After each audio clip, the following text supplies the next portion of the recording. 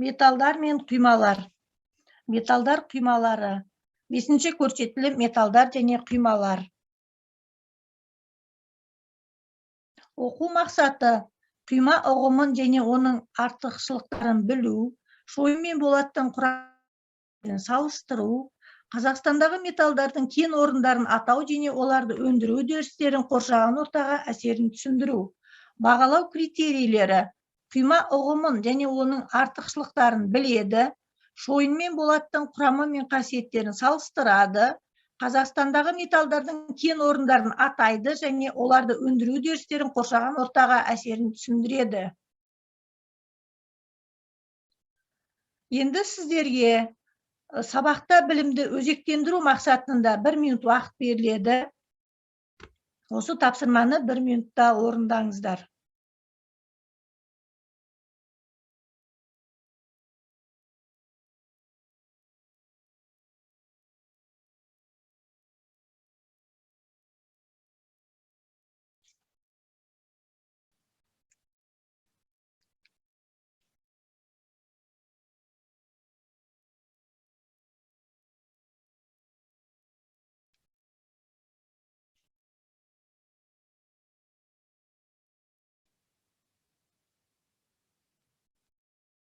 Сіздердің алдарыңызда тестік тапсырманың жауабы ұсынылды. Бірінші тапсырманың жауабы В жауап, 2А, 3Б, 4Б, 5Ә, 6А, 7Б. Жақсы. Металдар құймалары.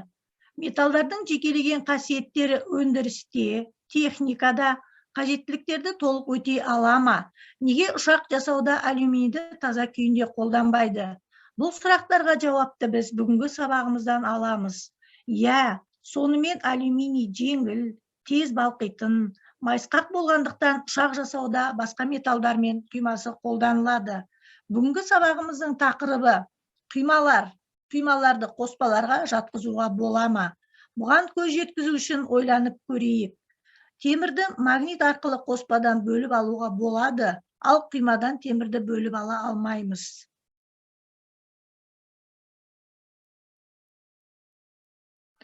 Құймалар қажетті қасиеттері бар, екі немесе одан да көп компоненттерден түзілген. Оның біреуі міндетті түрде металл болатын қосылыстар. Құйманың компоненті қасиеттері металға ұқсас бейметалл болуы да мүмкін, бірақ оның атомдарының радиустарының өлшемі әртүрлі. Мысалы, бор, көміртек, мышьяк, кремний. Алғашқы құймалардың пайда болуы. Ерте кезден ақ адамдар таза металға қарағанда олардың құймаларының қасиеттері пайдалы екенін байқаған. Алғаш алынған мыстың құймасы қола, мыс тым жұмсақ.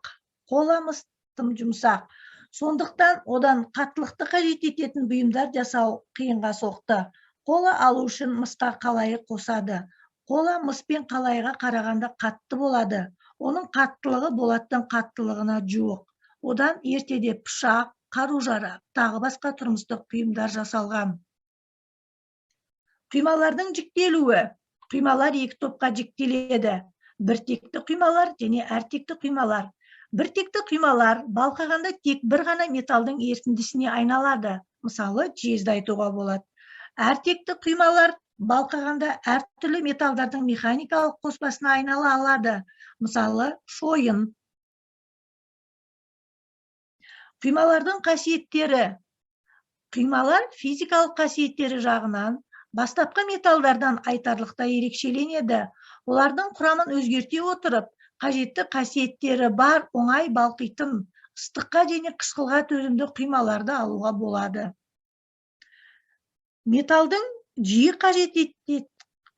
қажет болатын қасиеттеріне қаттылығы, беріктігі, жемірлеуге тұрақтылығы, қалыпқа жақсы құйылғыштығы жатады. Кейбір құймалардың құрамымен қолданылуы. Кейбір құймалардың құрамымен қолданылуы осы таблица үлгісінде берілді. Болат өндірісі. Болат Темірдің көміртек және басқа элементтермен қорытпасы. Темірдің көміртегі және басқа элементтермен қосылып жасалған деформацияланатын қорытпасы. Болат құрамында көміртектен басқа марганец, кремний, хром, никель, қосалқы элементтер болады.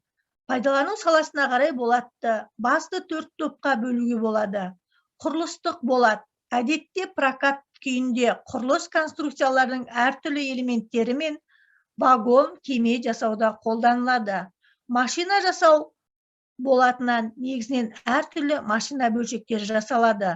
Ол үшін термиялық өңдеу мен химиялық термиялық өңдеуден өтеді. Аспаптық болат әртүрлі кесу, өлшеу, штамп аспаптарын жасауға пайдаланылады. Айрықша физикалық қасиеттері бар болат көбінесе электр техникасы, химия, әскери техникаларын жасауда пайдаланылады. Шойын өндірісі. Шойын темірдің көміртекпен аздаған басқа қоспалар бар құймасы.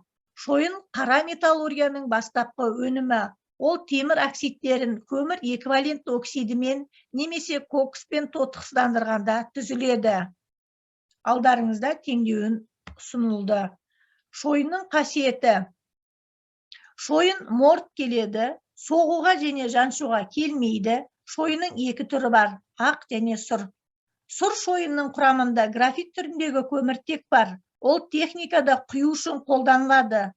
Шойыннан құйылатын көркем бұйымдар, әшекейлі тор көздер жоғары бағаланады.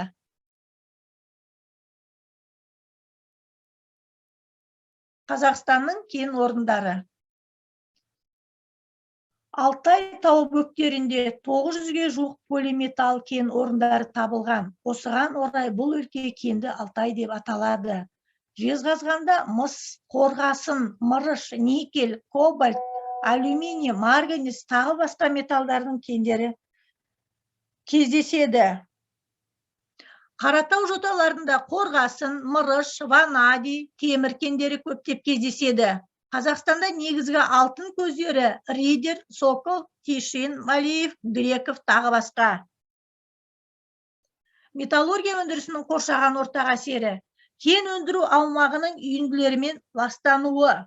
Жарылыс жұмыстарының жүргізілуі, кен материалдарының басқада аймақтарға таралуы. Отты кен сулары, үлкен аймақтардың шаруашылыққа жарамай қалуы. Интерактивті тақтада 5-ші көрсетілім, яғни металдар мен қорытпалар көрсетіледі. Бекіту тапсырмалары. Біліміңді сына, бекіту тапсырмалары.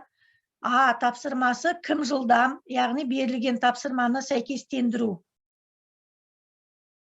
Құйманың сипаттамасы, құйманың атымен сәйкестендіреміз. Екінші бекіту тапсырмасында ә тапсырмасы кім алғыр есептер шығару. Сіздерге 4 есеп бүлгісі ұсынылды. Кім бірінші тапсырманы орындайды, яғни бұл жерде кім алғыр есептерін шығарамыз. Назарларыңызға рахмет.